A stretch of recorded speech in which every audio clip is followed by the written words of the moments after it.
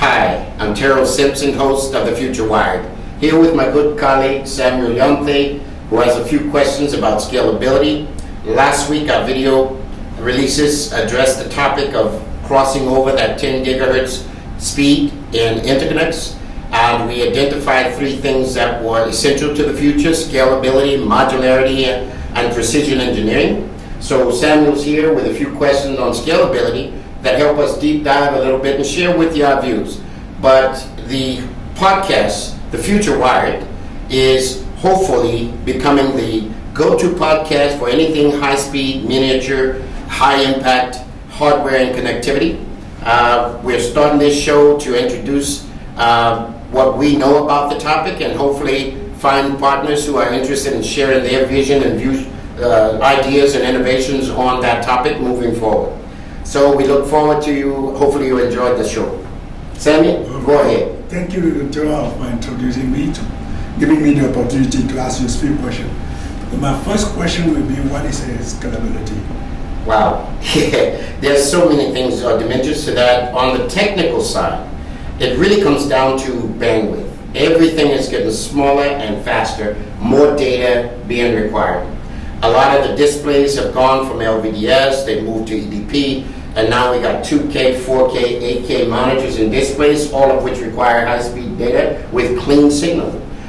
So scalability on the technical side is about how we allow for, within our interconnect designs, the aggregation of data lanes or channels that can aggregate and collectively deliver broad bandwidths of data, large quantities of data flowing per second.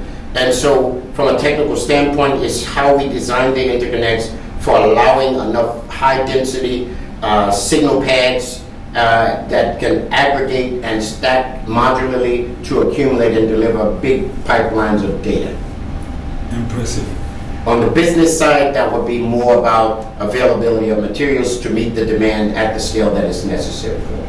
Okay. Any real-world application and lesson for this? Real-world applications and lessons. I think the answer to the scalability question kind of touched on that. We do cables currently for everything from drone cameras to the RealSense 3D camera. We did probably the first camera cables for the RealSense for Intel. We do cables for everybody from, or have done cables for everybody from Sony to Google to Qualcomm Xfinity routers. And these are the types of applications that basically require large pipelines of data at high speed that are really clean in their signaling. And we connect a lot of displays for the most part. Any design tips for designers and ECUs? Oh man, there are so many design tips we share with our clients out here. Wearables, for example, one of the big things in wearables is really thin, flexible cables with slim profiles. The hinge-up applications in a notebook require very thin and flexible cabling. Whereas tablets and flat panel displays require thin, flat cablings. So some of the things we do there in wearables, for example, is starting with rearranging the signaling and analyzing that to find opportunities to eliminate or minimize the number of conductors in the assembly.